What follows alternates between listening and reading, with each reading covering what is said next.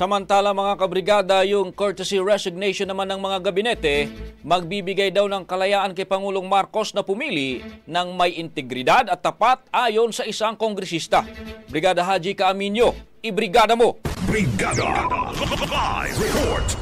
Pinuri ni Surigao del Norte Representative Robert Ace Barbers ang utos ni Pangulong Bongbong Marcos na magsumite ng courtesy resignations ang lahat ng cabinet secretaries ngayong araw.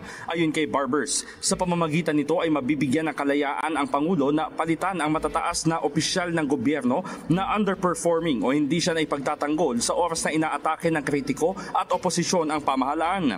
Dapat anyang magtalaga si Pangulong Marcos ng isang individual sa gabinete na hindi questionable ang integridad at pagiging tapat sa administrasyon. Paliwanag nito, kailangan ng alter ego ng Pangulo na nagagampanan ng mandato sa taong bayan at hindi magdadalawang isip na kondenahin ang pagiging agresibo ng China sa West Philippine Sea.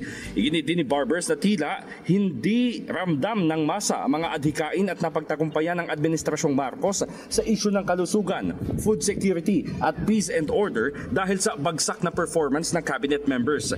Kaya naman para sa kongresista, napapanahon na nagkaroon ng bagong marching orders ang punong ehekutibo na magpatupad ng mas masiglang sistema ng pamamahala na may kasamang innovations na ikalulugod ng mamamayan.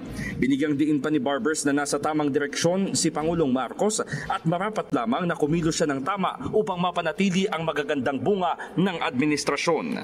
In the heart of changing lives, ako si Brigada Haji Caaminio ng 105.1 Brigada News FM Manila, The Music and News Authority. Ang bahaging ito ay hatid sa atin ng DriveMax Herbal Capsule. Lalaking angat, tumatagal.